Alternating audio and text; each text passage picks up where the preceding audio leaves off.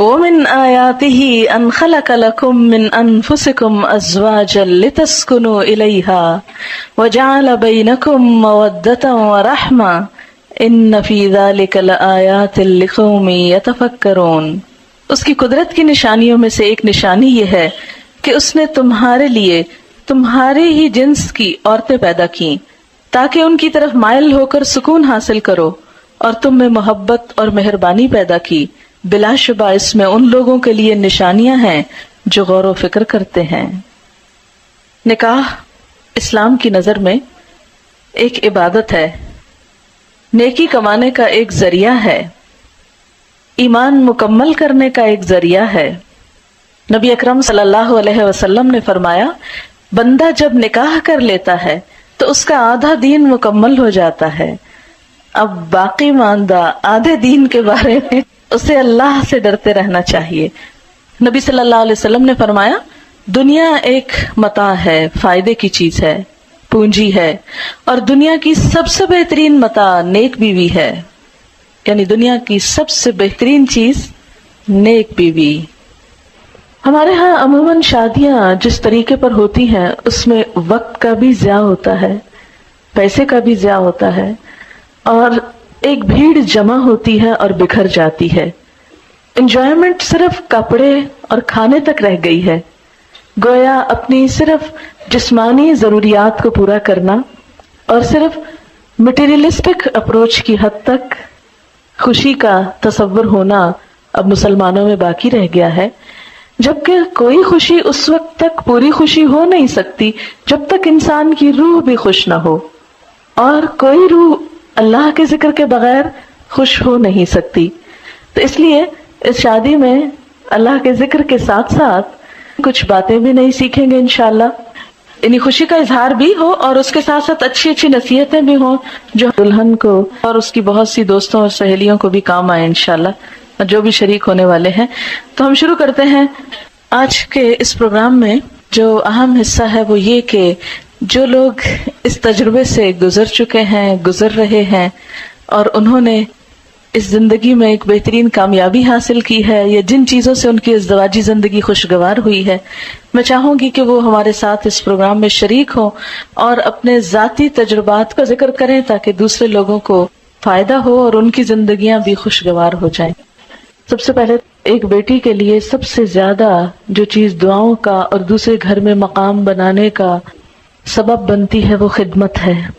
کوئی لڑکی اپنی اچھی شکل سے، اپنے علم سے، اپنے ہنر سے، اپنی دوسری قابلیت سے سسرال کے ہاں جگہ نہیں بنا سکتی جو خدمت سے بنا سکتی ہے۔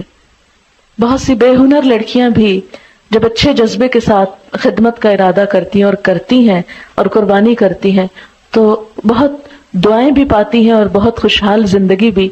تو یہ خوشحال زندگی کا ایک راز ہے سیکریفائس اور لینے کی بجائے دینے پہ نظر رکھنا۔ نبی اکرم صلی اللہ علیہ وسلم نے فرمایا، جب تمہارے پاس کوئی ایسا شخص نکاح کا پیغام بھیجے جس کے دین اور اخلاق سے تم راضی ہو تو اس سے نکاح کرا دو، اگر تم ایسا نہ کرو گے تو زمین میں فتنہ اور بڑا فساد رونما ہوگا۔ حضرت انس رضی اللہ تعالیٰ عنہ کہتے ہیں، حضرت ابو طلحہ نے حضرت ام سلیم سے نکاح کیا اور مسلمان ہونا ان کے درمیان مہر قرار پایا۔ حضرت ام سلیم ابو طلحہ سے پہلے مسلمان ہو چکی تھی۔ ابو طلحہ نے ان کے پاس نکاح کا پیغام بھیجا۔ ام سلیم نے جواب میں کہا، میں مسلمان ہو چکی ہوں، اگر تم بھی اسلام لے آؤ تو میں نکاح کے لیے راضی ہوں۔ ابو طلحہ نے اسلام قبول کر لیا اور یہی ان کے درمیان مہر تجویز ہوا۔ عموماً ہم ایسی ہی چھوٹی چھوٹی غلطیاں کرتے ہیں اور ہمیں خود بھی پتہ نہیں ہوتا کہ ہم کیا کر رہے ہیں۔ اب دیکھیں کہ عموماً ڈفرینس آف اوپینین اس لیے نہیں ہوتا کہ ہم ایک دوسرے کو ڈس لائک کر رہے ہوتے ہیں یا ہماری کوئی عداوت ہوتی ہے ایک دوسرے کے ساتھ۔ وہ چونکہ سیٹ اپ مختلف ہوتا ہے، گھروں کی روٹین مختلف ہوتی ہے، لائف سٹائل مختلف ہوتا ہے، تو قدرتی طور پر جب آپ ایک دھارے سے آئے، دوسرا دوسرے سے آئے، جب وہ اکٹھے ہوں گے تو کچھ چیزیں مختلف ہوں گی اور ان میں اختلاف کا پیدا ہونا بالکل نیچرل ہے۔ اگر آپ اپنے آپ کو دوسرے کی جگہ پر رکھ لیں تو آپ سوچیں اگر میں اس بیک گراؤنڈ سے آتا تو میں بھی ایسا ہی ہوتا، تو اس لیے مجھے دوسرے کو معاف کر دینا۔ کبھی پبلکلی اپنے ہسبینڈ کو کنٹراڈکٹ نہیں کریں، کیونکہ مردوں کی جو انا ہوتی ہے مردوں کی جو خودداری ہوتی ہے ان کو جو اللہ نے وَلِلرِّجَالِ عَلَيْهِنَّ درجہ، کہ مردوں کے لیے ان عورتوں پر ایک درجہ ہے، وہ جو اتھارٹی والا ہے اس کو چیلنج نہیں کریں کبھی، اس کو چیلنج کر کے خود آپ نقصان اٹھائیں گے، اس کو وہیں رہنے دیں، اس کو برقرار رکھیں، وہ آپ کے فائدے کا بھی ہے۔ اور اگر اس معاملے میں اس نصیحت پر عمل ہو جائے کہ ٹھیک ہے اختلاف بھی ہو گئے، آپس میں محبت سے بھی انسان ایک دوسرے سے جھگڑتا ہے، روٹتا ہے، سب کچھ چلتا ہے، ایک نیچرل لائف کی علامت ہے، لیکن لوگوں کے سامنے نہیں، کیونکہ شوہر اپنی بے عزتی کو ہمیشہ دل میں رکھ لیتے ہیں اور پھر جگہ جگہ انتقام لیتے ہیں اور زندگی تلخ کر دیتے ہیں۔ رسولوں پر ایمان لانے کا معنی اور مفہوم کیا ہے؟ عقیدہ توحید کے بعد ایمان کا دوسرا بنیادی رکن عقیدہ رسالت ہے۔ رسالت بھی رسول سے ہی ہے۔ اس کا مطلب یہ ہے کہ اللہ کے بھیجے ہوئے تمام رسولوں اور نبیوں پر ایمان لایا جائے کہ وہ اللہ کے سچے پیغمبر تھے، ان پر بذریعہ وحی اللہ کی طرف سے احکام نازل ہوتے تھے، ان میں سے ہر نبی اور رسول کی اطاعت اور فرمانبرداری کا اللہ نے حکم دیا تھا۔ ان رسولوں پر ایمان لانا جن کے نام اللہ نے بتا دیے اور ان پر بھی جن کے نام نہیں بتائے۔ تمام رسول اپنے بعد آنے والے رسول کی خوشخبری دیتے تھے اور بعد میں آنے والا اپنے سے پہلے کی تصدیق کرتا تھا، یعنی اس کو سچا مانتا تھا، اس پر ایمان لاتا تھا۔ سب سے آخری رسول محمد صلی اللہ علیہ وسلم ہیں اور قیامت تک کے لیے صرف آپ ہی کی اطاعت اور اتباع کا اللہ نے حکم دیا ہے، یعنی اب آپ کے بعد کوئی اور رسول یا نبی نہیں آئے گا۔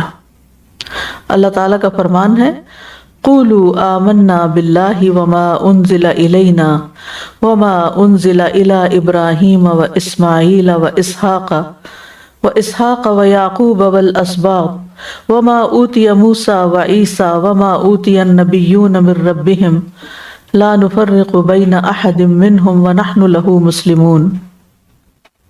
تم سب کہو کہ ہم اللہ پر ایمان لائے اور اس پر ایمان لائے جو ہماری طرف نازل کیا گیا، اور اس پر بھی جو ابراہیم اور اسماعیل اور اسحاق اور یعقوب اور ان کی اولاد کی طرف نازل کیا گیا، اور جو موسیٰ اور عیسیٰ دیے گئے، اور جو دیگر انبیاء کو ان کے رب کی طرف سے دیا گیا۔ ہم ان میں سے کسی کے درمیان کچھ فرق نہیں کرتے اور ہم اسی کے فرما بردار ہیں۔ تو اس سے کیا پتہ چلتا ہے؟ اس آیت سے کیا بات پتہ چلتی ہے کہ اللہ تعالیٰ کا حکم ہے کس بات کا؟ ایمان لانے کا۔ کس پر؟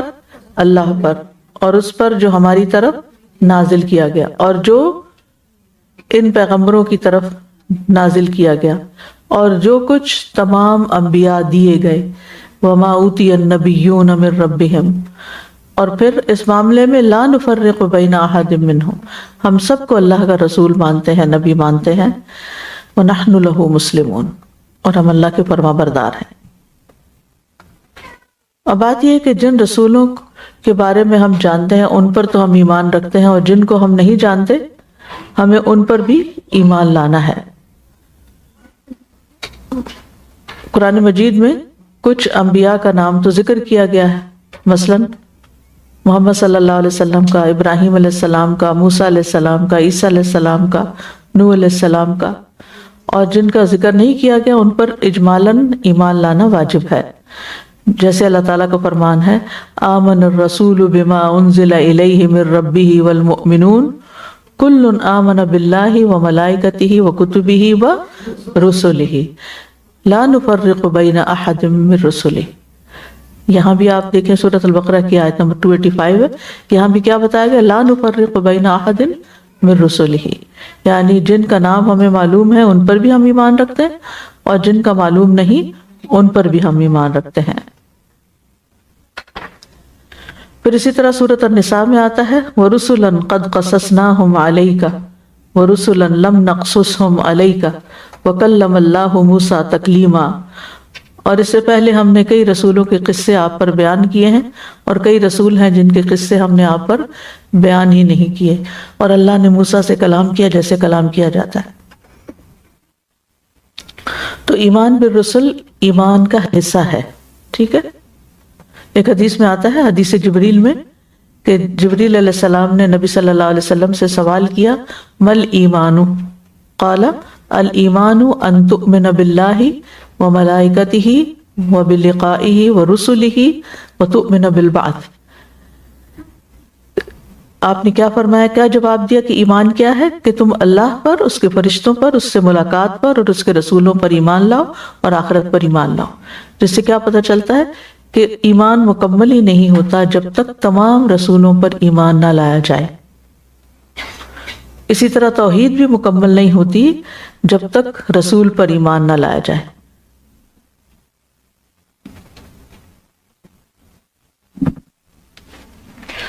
اور اس کے لیے علم ضروری ہے، ٹھیک ہے.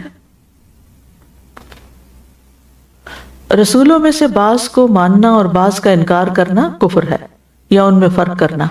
سورۃ النساء میں ہے ان الذین یکفرون باللہ ورسلہ، آپ کی کتاب میں ہونا چاہیے، ان الذین یکفرون باللہ ورسلہ ویریدون ان یفرقوا بین اللہ ورسلہ ویقولون نؤمن ببعض ونکفر ببعض ویریدون ان یتخذوا بین ذلک سبیلا اولئک هم الکافرون حقا واعتدنا للکافرین عذابا مہینا والذین آمنوا باللہ ورسلہ ولم یفرقوا بین احد منہم اولئک سوف یؤتیہم اجورہم وَكَانَ اللَّهُ غَفُورًا رَحِيمًا. بے شک جو لوگ اللہ اور اس کے رسولوں کا انکار کرتے ہیں اور چاہتے ہیں کہ اللہ اور اس کے رسولوں کے درمیان تفریق کرے، اور کہتے ہیں کہ ہم کچھ کو مانتے ہیں اور کچھ کا ہم انکار کرتے ہیں، اور وہ چاہتے ہیں کہ اس کے درمیان کا کوئی راستہ اپنا لیں، یہی لوگ دراصل حقیقی کافر ہیں، اور ہم نے کافروں کے لیے رسوا کرنے والا عذاب تیار کر رکھا ہے. اور جو لوگ اللہ اور اس کے رسولوں پر ایمان لائے اور ان میں سے کسی ایک کے درمیان بھی تفریق نہیں کی، یہی لوگ ہیں جنہیں وہ ان کے اجر ضرور عطا کرے گا، اور اللہ بہت بخشنے والا، نہایت رحم کرنے والا ہے. تو اس میں آپ دیکھیے کہ ایمان لانے اور نہ لانے میں پھر کتنا بڑا فرق ہو جاتا ہے، کہ جو کچھ کو مانتے اور کچھ کو نہیں مانتے. تو ان کے بارے میں کیا فرمایا، وَيَقُولُونَ نُؤْمِنُ بِبَعْضٍ وَنَكْفُرُ بِبَعْضٍ وَيُرِيدُونَ أَن يَتَّخِذُوا بَيْنَ ذَلِكَ سَبِيلًا أُولَئِكَ هُمُ الْكَافِرُونَ حَقًّا. وہ چھوٹے موٹے کافر بھی نہیں، وہ پکے کافر ہیں جو کسی ایک رسول کا بھی انکار کریں. تو اب اس میں ہمیں کسی بھی رسول کے بارے میں ڈاؤٹ نہیں ہونا چاہیے. ہمیں کیا کہنا چاہیے کہ اللہ جتنے رسول بھی آپ نے بھیجے ہم ان سب کو مانتے ہیں، کسی ایک کا بھی ہم انکار نہیں کرتے. کیونکہ اس کے مقابلے میں آپ دیکھیں آیت کے دوسرے سے والذین آمنوا باللہ ورسلہ ولم یفرقوا بین احد منہم اولئک سوف یؤتیہم اجورہم. تو ان کو ان کا اجر بھی ملے گا. اوپر والوں کے لیے کیا، عذاب مہینہ، اور نیچے والوں کے لیے کیا ہے، سوف یؤتیہم اجورہم وکان اللہ غفور رحیم. یعنی یہ عقیدے کا معاملہ ہے، ایمان کا معاملہ ہے، اس میں کسی قسم کا رد و بدل، شک و شبہ، کمی بیشی ہم اپنی مرضی سے نہیں کر سکتے. اور ایک نبی کا انکار دراصل سب نبیوں کا انکار ہو جاتا ہے. جیسے سورہ شعراء میں آتا نا کذبت قوم نوح المرسلین، قوم نوح نے تمام رسولوں کو جھٹلا دیا. اس وقت کتنے رسول آ چکے تھے، اور ابھی تو نوح علیہ السلام ہی آئے تھے، یا ہو سکتا ہے اس سے پہلے کوئی آئے ہوں جن کا ذکر قرآن میں نہیں ہے، ٹھیک ہے نا. شیخ علیہ السلام کے بارے میں آتا ہے لیکن بہرحال قرآن مجید میں اس کا ذکر نہیں ہے. تو جو بھی آئے تھے ان کو بھی اور آئندہ آنے والوں کو بھی وہ مانتے تھے. یعنی اس وقت تک تو نبوت ختم نہیں ہوئی تھی نا، تو انہوں نے کیا کیا، جنہوں نے مانا سب کو مانا، اور جنہوں نے نہیں مانا انہوں نے سب کا. تو اس سے مطلب اصل میں یہ ہے کہ جس نے ایک کا انکار کیا، جس نے نوح علیہ السلام کا انکار کیا، گویا اس نے سبھی کا کر دیا.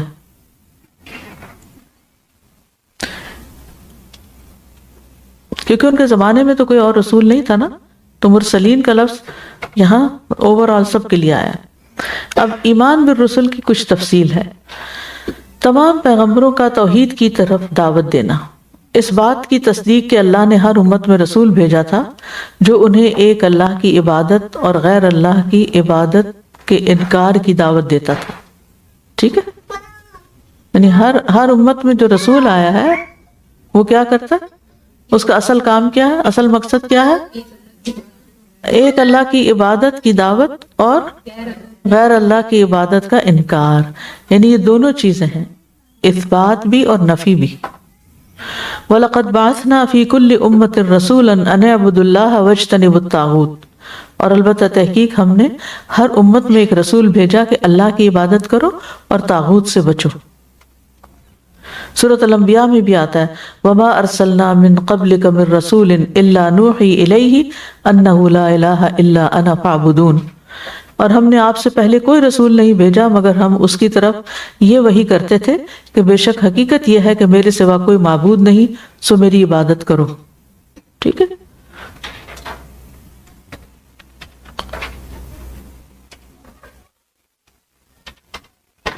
تو تمام انبیاء کا جو دین تھا وہ اسلام ہی تھا، اور اس میں بنیادی عقیدہ ایمان تھا، جس میں سب سے پہلے توحید تھی اور اس کے بعد رسالت اور پھر آخرت اور ملائکہ اور وغیرہ. ٹھیک ہے. لیکن شریعتیں فرق رہی ہیں تمام انبیاء کی، وہ ہر دور کی ضرورت کے مطابق ان کو احکامات دیے گئے. ٹھیک ہے. لِكُلٍّ، جیسے قرآن مجید میں آتا ہے لِكُلٍّ جَعَلْنَا مِنْكُمْ شِرْعَةً وَمِنْهَاجًا. تم میں سے ہر ایک کے لیے ہم نے ایک راستہ اور ایک طریقہ مقرر کیا ہے. ابن عباس اس کی تفسیر میں کہتے ہیں یعنی اللہ تعالیٰ نے زندگی گزارنے کا راستہ اور طریقہ بنایا. نبی صلی اللہ علیہ وسلم نے فرمایا تمام انبیاء علیہ السلام باپ شریک بھائی ہیں اور ان کی مائیں مختلف ہیں اور ان کا دین ایک ہی ہے. میرے اور عیسیٰ علیہ السلام کے درمیان کوئی نبی نہیں ہے. یہ صحیح مسلم کی روایت ہے. تو تمام انبیاء کے درمیان جو کامن چیز ہے وہ کیا ہے؟ عقیدہ توحید ہے. ٹھیک ہے. ہر رسول نے آ کر یہی دعوت دی، لیکن باقی احکامات میں فرق ہے اب مختلف طرح سے. پھر یہ کہ تمام پیغمبر ہدایت یافتہ اور نیک تھے. ٹھیک. اس بات کی تصدیق کہ تمام پیغمبر سچے، نیک، ہدایت یافتہ، معزز، متقی اور امین تھے، یہ بھی اس ایمان لانے کا حصہ ہے. کیونکہ آپ دیکھیں اہل کتاب میں سے بعض نے کیا کیا ہے کہ بعض پیغمبروں کے اوپر طرح طرح کے الزام لگائے ہیں. اور تو ہمارا دین کیا کہتا ہے؟ ہمیں کیا سکھایا گیا ہے کہ تمام پیغمبر معصوم ہیں، متقی ہوتے ہیں، امین ہوتے ہیں، جو انہیں ملتا ہے پیغام آگے دینے کے لیے وہ پورا پورا پہنچاتے ہیں، ہدایت یافتہ ہوتے ہیں، سچے ہوتے ہیں. اس سلسلے میں سورۃ الانعام میں اللہ تعالیٰ فرماتے ہیں وَوَهَبْنَا لَهُ إِسْحَاقَ وَيَعْقُوبَ وَكُلًّا هَدَيْنَا وَنُوحًا هَدَيْنَا مِنْ قَبْلُ وَمِنْ ذُرِّيَّتِهِ دَاوُودَ وَسُلَيْمَانَ وَأَيُّوبَ وَيُوسُفَ وَمُوسَى وَهَارُونَ وَكَذَلِكَ نَجْزِي الْمُحْسِنِينَ وَزَكَرِيَّا وَيَحْيَى وَعِيسَى وَإِلْيَاسَ كُلٌّ مِّنَ الصَّالِحِينَ وَإِسْمَاعِيلَ وَالْيَسَعَ وَيُونُسَ وَلُوطًا وَكُلًّا فَضَّلْنَا عَلَى الْعَالَمِينَ. یہ سورۃ الانعام کی آیت ہے. اور ہم نے اس کو اسحاق اور یعقوب عطا کیے. کس کو؟ ابراہیم علیہ السلام کو. اور ہر ایک کو ہم نے ہدایت بخشی. اور اس سے پہلے نوح کو ہم نے ہدایت بخشی تھی، اور اس کی اولاد میں سے داؤد اور سلیمان اور ایوب اور یوسف اور موسیٰ اور ہارون کو بھی. اور احسان کرنے والوں کو ہم ایسا ہی بدلہ دیتے ہیں. اور زکریا اور یحییٰ اور عیسیٰ اور الیاس کو سب کے سب نیک لوگوں میں سے تھے. اور اسماعیل اور الیسع اور یونس اور لوط کو بھی. اور ہر ایک کو ہم نے تمام جہان والوں پر فضیلت عطا کی. ٹھیک ہے. پھر یہ عقیدہ رکھنا کہ پیغمبر سب لوگوں سے زیادہ افضل ہیں، یعنی وہ عام لوگوں کی طرح نہیں ہوتے، ان سے زیادہ بہتر ہوتے ہیں. یہ عقیدہ رکھنا کہ اللہ نے اپنی رسالت اور تبلیغ کے لیے مخلوق میں سے سب سے افضل لوگوں کو چنا، اور وہ جسمانی صحت اور اخلاق میں بھی سب سے کامل تھے. مخلوق میں سے کوئی ان کے مقام کو نہیں پہنچ سکتا، یعنی کوئی شخص خود سے پیغمبر نہیں بن سکتا، چاہے جتنی بھی محنت کر لے، جتنا بھی متقی پرہیزگار پارسا بن جائے. اللہ ہی جس کو چاہتا ہے رسول بناتا ہے. اللہ یصطفی من الملائکۃ رسلا ومن الناس. اللہ فرشتوں میں سے اور انسانوں میں سے پیغام پہنچانے والوں کو چن لیتا ہے. سورۃ الانعام میں آتا ہے وَكُلًّا فَضَّلْنَا عَلَى الْعَالَمِينَ، اور ہر ایک کو ہم نے تمام جہان والوں پر فضیلت عطا کی۔ پھر یہ کہ تمام پیغمبروں نے امانت کا حق ادا کیا ہے۔ اس پر ایمان لانا کہ جو کچھ اللہ نے اپنے پیغمبروں پر نازل کیا انہوں نے اسے کھلم کھلا پہنچا دیا اور امانت کا حق ادا کر دیا۔ سورۃ الاعراف میں ہے ابلغکم رسالات ربی وانا لکم ناصح امین، میں تمہیں اپنے رب کے پیغامات پہنچاتا ہوں اور میں تمہارے لیے خیر خواہ امانت دار ہوں۔ سورۃ الاحقاف میں ہے قال انما العلم عند اللہ وابلغکم ما ارسلت به ولکنی اراکم قوما تجہلون، اس نے کہا بے شک علم تو اللہ ہی کے پاس ہے اور میں تمہیں وہ پیغام پہنچا رہا ہوں جو میں دے کر بھیجا گیا ہوں، لیکن میں دیکھ رہا ہوں تو کہ تم لوگ جہالت برت رہے ہو، یعنی بات کو سمجھتے نہیں ہو۔ پھر یہ عقیدہ رکھنا کہ تمام پیغمبر انسان تھے، یہ ساری باتیں رسالت کے سلسلے میں معلوم ہونی چاہیے کہ تمام پیغمبر سچے تھے، سب سے افضل تھے، انہوں نے امانت کا حق ادا کیا، وہ ہدایت یافتہ تھے، وہ نیک تھے، اور ان سب نے توحید کی دعوت دی، ان سب کی شریعتیں الگ الگ تھیں۔ تو یہ ساری باتیں کس سے تعلق رکھتی ہیں؟ ایمان سے، یعنی ایمان کا حصہ ہیں، ٹھیک ہے۔ اب یہ کہ تمام پیغمبر انسان تھے یہ بھی ماننا چاہیے۔ تمام انبیاء اور رسول انسان تھے، کھاتے پیتے، نکاح کرتے، سوتے اور بیمار ہوتے تھے، ان کو بھی غم، خوشی اور تھکاوٹ لاحق ہوتی تھی۔ سورۃ ابراہیم میں ہے قالت لهم رسلهم ان نحن الا بشر مثلکم، ان کے رسولوں نے ان سے کہا کہ ہاں ہم تمہارے جیسے انسان ہی ہیں، یعنی قرآن یہ بتاتا ہے۔ پھر سورۃ الفرقان میں ہے وما ارسلنا قبلک من المرسلین الا انہم لیأکلون الطعام ویمشون فی الاسواق، اور ہم نے آپ سے پہلے بھی جتنے رسولوں کو بھیجا وہ بے شک وہ بھی کھانا کھاتے تھے اور بازاروں میں چلتے پھرتے تھے جیسے عام ہیومن بینگز کرتے ہیں۔ قرآن و حدیث نے واضح طور پر یہود و نصارہ کے عزیر علیہ السلام اور عیسیٰ علیہ السلام کو اللہ کا بیٹا قرار دینے کی نفی کی ہے، یعنی وہ انسان تھے، اللہ کی اولاد نہیں تھے، ٹھیک ہے۔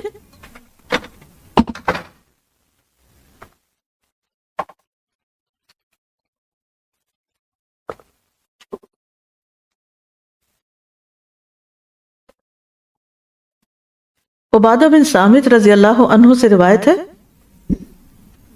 کہ رسول اللہ صلی اللہ علیہ وسلم نے فرمایا جس نے کہا اشہد ان لا الہ الا اللہ وحدہ لا شریک لہ وان محمدا عبدہ ورسولہ وان عیسیٰ عبد اللہ وابن امتہ وکلمتہ القاہا الی مریم وروح منہ وان الجنۃ حق وان النار حق،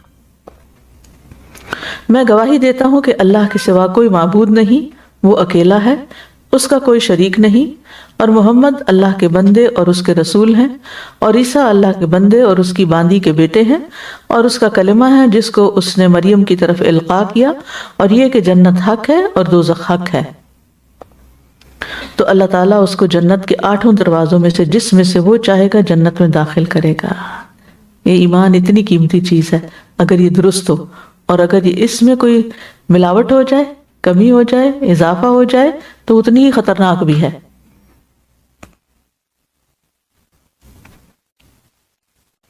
پھر اسی طرح ایک اور حدیث ہے صحیح بخاری کی، عبداللہ بن مسعود رضی اللہ عنہما نے فرمایا کہ نبی صلی اللہ علیہ وسلم نے نماز پڑھی۔ ابراہیم کہتے ہیں مجھے نہیں معلوم کہ نماز میں زیادتی ہوئی یا کمی، پھر جب آپ نے سلام پھیرا تو آپ سے کہا گیا کہ یا رسول اللہ کیا نماز میں کوئی نیا حکم آیا ہے؟ آپ نے فرمایا آخر کیا بات ہے؟ لوگوں نے کہا کہ آپ نے اتنی رکعتیں پڑھی ہیں۔ یہ سن کر آپ نے اپنے دونوں پاؤں پھیرے اور قبلے کی طرف منہ کر لیے، کیونکہ امام جو ہوتا ہے اس کے لیے کیا لازم ہوتا ہے کہ جب سلام پھیر لے تو واپس مقتدیوں کی طرف رخ کر لے، پیٹھ پھیر کے نہ بیٹھے، منہ اپنا دوسری طرف کر لے۔ لیکن جب لوگوں نے کہا کہ آپ نے کم پڑھی ہے تو آپ نے فوراً واپس قبلے کی طرف منہ کر لیا اور سہو کے 2 سجدے ادا کیے اور سلام پھیرا۔ پھر ہماری طرف متوجہ ہوئے اور فرمایا کہ اگر نماز میں کوئی نیا حکم نازل ہوا ہوتا تو میں تمہیں پہلے ہی ضرور کہہ دیتا، لیکن میں تمہارے ہی جیسا انسان ہوں، جس طرح تم بھولتے ہو میں بھی بھول جاتا ہوں، اس لیے جب میں بھول جایا کروں تو تم مجھے یاد دلا دیا کرو، اور اگر کسی کو نماز میں شک ہو جائے تو اس وقت ٹھیک بات سوچ لے اور اسی کے مطابق نماز پوری کرے، پھر سلام پھیر کر 2 سجدے صاحب کے کر لے۔ کیا مطلب؟ کہ یقینی بات کہ مثلا پڑھی ہے کہ نہیں 2 رکعتیں کہ 3، تو ان کو پھر جو یقینی بات ہے 2 تو پڑھی ہیں تو پھر 2 بنا کے مزید اگلی 2 بھی پڑھ لے اور سجدے صاحب کر لے۔ پیغمبر غیب سے صرف اتنا واقف تھے جتنا اللہ نے انہیں بتا دیا۔ غیب کا علم اللہ کے پاس ہے، انبیاء کے پاس نہیں ہے۔ یہ بھی عقیدے کا ایک حصہ ہے کہ انبیاء غیب نہیں جانتے تھے سوائے اس کے جو اللہ نے ان کو دیا۔ اللہ نے انبیاء اور رسولوں کو اپنے دین کی تعلیم اور تبلیغ کے لیے منتخب کیا تھا۔ وہ غیب سے صرف اتنا ہی آگاہ تھے جتنا اللہ نے ان کو آگاہ کر دیا تھا، خود سے غیب جاننے کی صلاحیت انہیں نہ دی گئی تھی۔ عالم الغیب فلا یظہر علی غیبہ احدا الا من ارتضی من رسول، وہ غیب کا جاننے والا ہے، پس وہ اپنے غیب کے علم پر کسی ایک کو بھی مطلع نہیں کرتا سوائے اس کے جسے وہ بطور رسول پسند کر لے۔ درجات میں پیغمبر ایک دوسرے سے مختلف ہیں، ٹھیک ہے۔ وہ جو تفریق والا معاملہ نا وہ ہے کسی کو ماننا اور کسی کو نہ ماننا، وہ فرق کرنا ہے، ٹھیک ہے، یا اپنی طرف سے کسی کو بڑھانا چڑھانا اور کسی کو کم کر دینا، لیکن درجات بہرحال ایک دوسرے سے مختلف تھے۔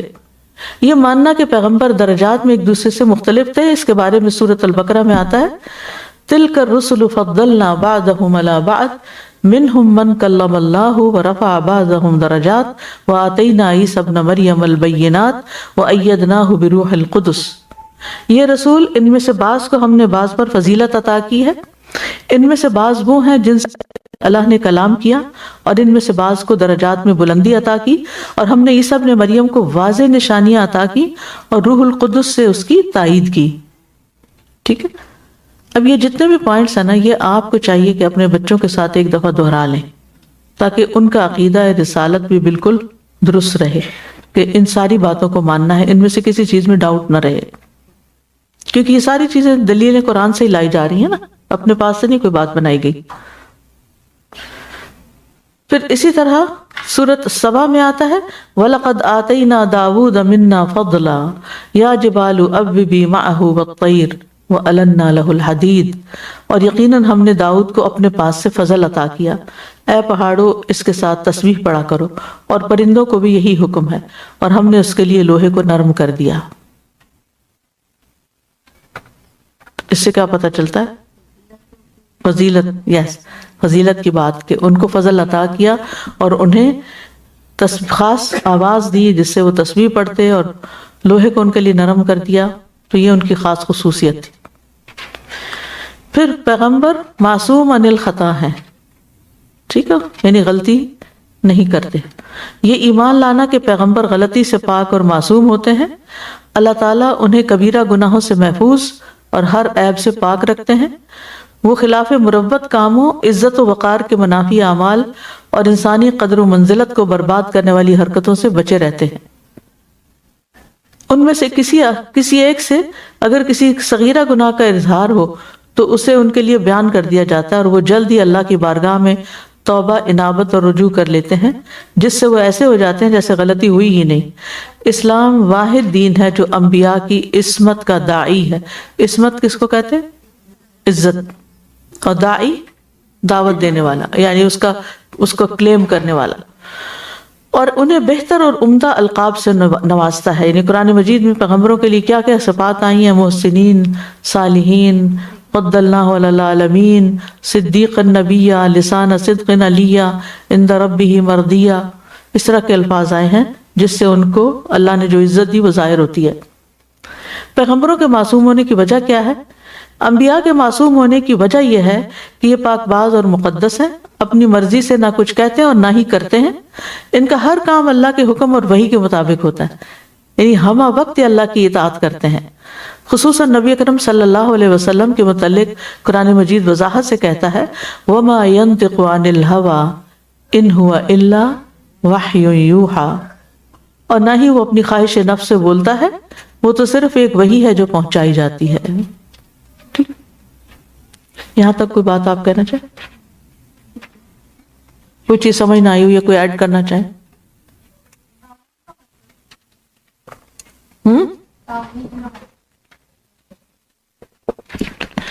طاغوت انشاءاللہ تیسرے سپارے میں آپ تفصیل سے اس کا پڑھیں گے۔ طاغوت کا لفظ طغیانی سے ہے۔ جب دریا میں طغیانی آتی ہے تو کیا ہوتا ہے؟ پانی کا کیا ہوتا ہے پانی؟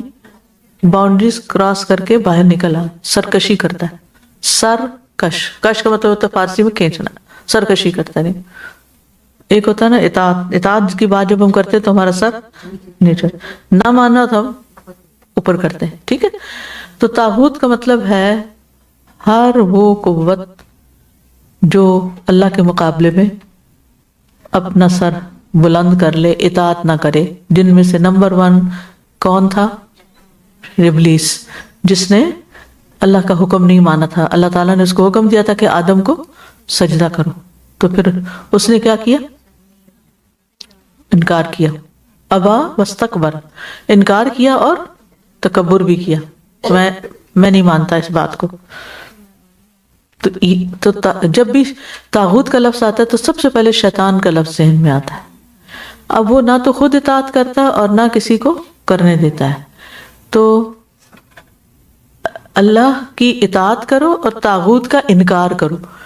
یعنی شیطان اب صرف یہ نہیں کرتا کہ خود نہیں مانتا، بلکہ وہ کیا کرتا ہے؟ اس نے کیا قسم کھائی تھی کہ میں ان کے آگے سے آؤں گا، پیچھے سے آؤں گا، دائیں سے آؤں گا، بائیں سے آؤں گا، اور ان کی اکثریت کو بہکا لے جاؤں گا اور آپ اس کو شکر گزار نہیں پائیں گے. یعنی میں انہیں اطاعت کرنے نہیں دوں گا.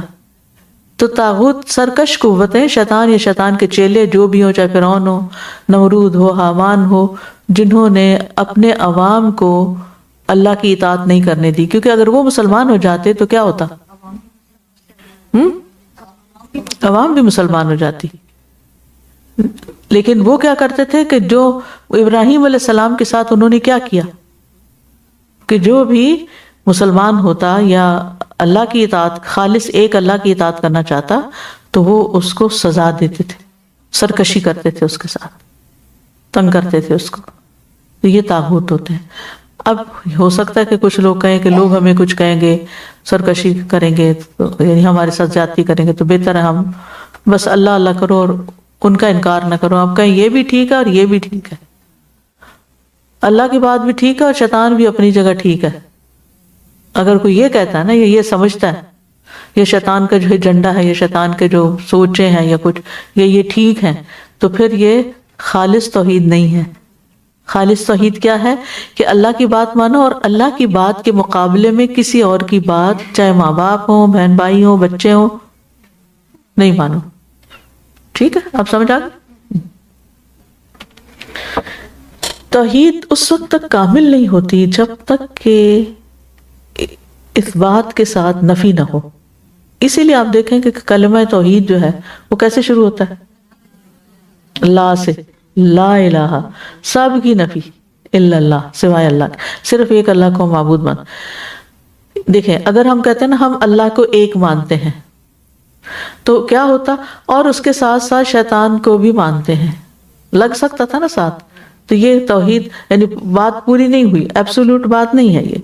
ٹھیک، اس میں شک کا گنجائش ہے، ایڈیشن کی گنجائش. لیکن ہم جب کہتے ہیں ہم کسی کو بھی نہیں مانتے سوائے اللہ کے، تو یہ ہے خالص توحید، سب کی نفی. اور تمام پیغمبروں نے یہی کیا، سب کی نفی کر کے ایک اللہ کے، ایک اللہ کی غلامی. کیونکہ یہ انسان کی فطرت میں نہیں کہ بہت سے لوگوں کا بیک وقت غلام بنے، وہ بن بھی نہیں سکتا. شرکا متشاکسون جیسے قرآن میں آتا ہے، ہر کوئی اپنی طرف کھینچے گا. توحید صرف اللہ تعالیٰ کی بات ہے. رسولوں کا بھی کرنا حدانیت کا پارٹ کیوں ہے؟ آپ نے کہا کہ توحید کا پارٹ ہے رسولوں کا ایمان. عقیدے کا حصہ ہے، میں نے کہا عقیدے کا حصہ. یعنی عقیدہ توحید جو ہے وہ اس وقت تک مکمل نہیں ہوتا کیونکہ وہ پیغمبروں کے ذریعے ہی ہمیں وہ تعلیم ملی ہے. پیغمبر کو مانیں گے تو پھر ہی اللہ کو مانیں گے، جس نے ہمیں بلایا اس طرف. جی آپ سمیتا کچھ کریں.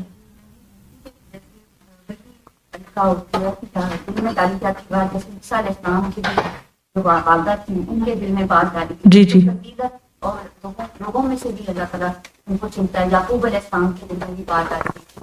تو یعقوب علیہ السلام اور جیسے موسیٰ علیہ السلام کی والدہ تو فضیلت، وہ تو پیغمبر نہیں تھی. نہیں پیغمبر نہیں تھے، لیکن فضیلت کی بات کر رہی ہوں کہ اللہ تعالیٰ کچھ لوگوں کو بھی ایسی فضیلت دیتے ہیں. فضیلت کا جو ہے نا مسئلہ، کانسیپٹ، وہ تو ہر چیز میں ہے. جی ہر چیز میں. آپ دیکھیے کہ پھلوں میں سے بعض کو بعض پر فضیلت ہے. آپ کیوں کہتے ہیں کہ آم جو ہے وہ پھلوں کا بادشاہ ہے؟ اسی طرح اور چیزوں میں بھی یعنی فضیلت، جیسے رمضان باقی مہینوں کے مقابلے میں افضل ہے، جمعے کا دن باقی دنوں کے مقابلے میں، راتوں میں رمضان کی آخری آیت ہے، دنوں میں ذوالحجہ کے پہلے 10 دن، اور اسی طرح پیغمبروں میں رسول اللہ صلی اللہ علیہ وسلم، محمد رسول اللہ صلی اللہ علیہ وسلم. اسی طرح انسانوں میں سے بھی اللہ نے بعض کو بعض پر فضیلت دی ہے. رشتوں میں سے بھی بعض کے اوپر فضیلت رکھتے ہیں، جیسے ماں جو ہے وہ باپ کے مقابلے میں فضیلت رکھتی ہے ماں ہونے کے اعتبار سے. اسی طرح باقی چیزیں. ٹھیک ہے جی، پیچھے کوئی اور؟ ٹھیک ہے. اور جی ہاں جی، آپ ایک منٹ. میں بھی پڑھ رہی تھی نا کہ پہلے رکوع میں بھی ہے جو حضرت عیسیٰ علیہ السلام کو اللہ تعالیٰ کا بیٹا قرار دیتے، اس کی نفی کی گئی ہے اس میں، اور آخری آیات جو ہے اس میں نبی صلی اللہ علیہ وسلم نے کو کہا گیا کہ میں ایک بشر ہی ہوں، تم جیسا انسان ہی ہوں، اور مجھ پہ وحی کی جاتی ہے، اور اس میں 2 چیزوں کا ذکر ہوا ہے اس کے بارے میں جی جو پڑھ رہے تھے ہم. بالکل ٹھیک.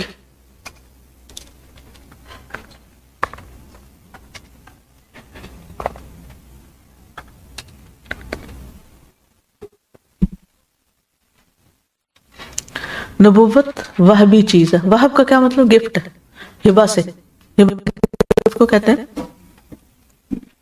انبیاء کا چناؤ خالص اللہ تعالیٰ کا اختیار ہے، وہ جسے چاہتا ہے یہ منصب عطا فرماتا ہے، اسے محنت اور ریاضت سے حاصل نہیں کیا جا سکتا.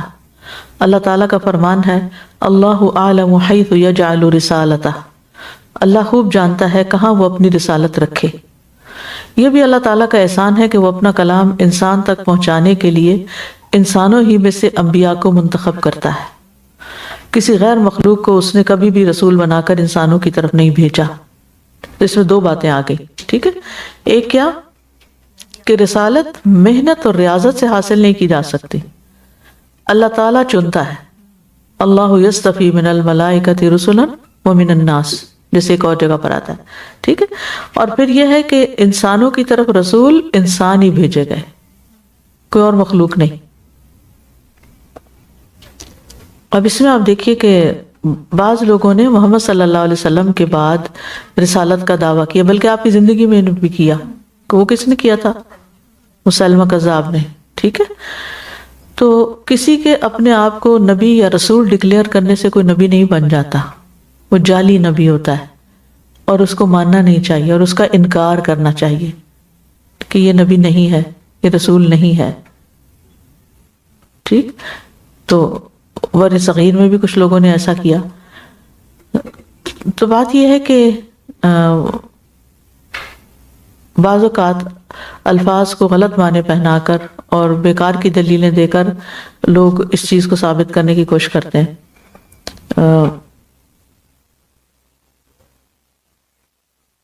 قرآن مجید میں آتا ہے نا صراط الذین انعمت علیہم، تو سورۃ النساء میں اس کی وضاحت آتی ہے کہ کون ہے جن پر اللہ نے انعام کیا.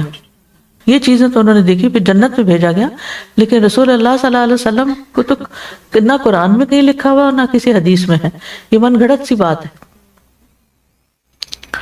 رسول اور نبی میں فرق.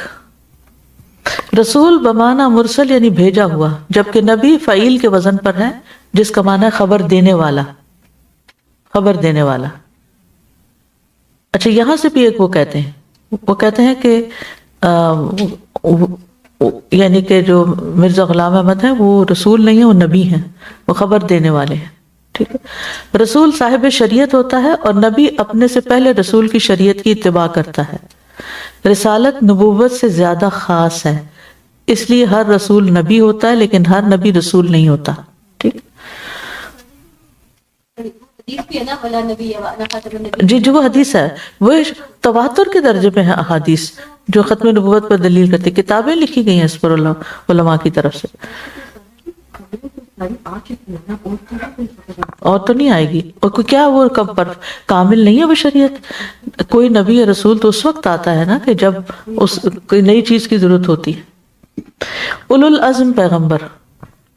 اولو العزم سے مراد وہ رسول ہیں جو دعوت دین میں حد درجہ کوشش کرنے والے، اپنے آپ کو تھکا دینے والے اور اس راہ میں آنے والی اذیت کو بڑے حوصلے اور صبر کے ساتھ برداشت کرنے والے تھے.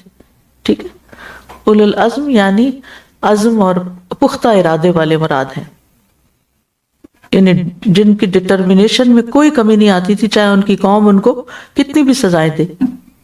اللہ تعالیٰ کا ارشاد ہے فَاصْبِرْ كَمَا صَبَرَ أُولُو الْعَزْمِ مِنَ الرُّسُلِ وَلَا تَسْتَعْجِلْ لَهُمْ. بس آپ صبر کیجئے جیسا اولو العزم رسولوں نے صبر کیا، اور ان کے لیے عذاب طلب کرنے میں جلدی نہ کیجئے. اولو العزم رسولوں کی تعداد 5 ہے: نوح علیہ السلام، ابراہیم علیہ السلام، موسیٰ علیہ السلام، عیسیٰ علیہ السلام اور محمد صلی اللہ علیہ وسلم.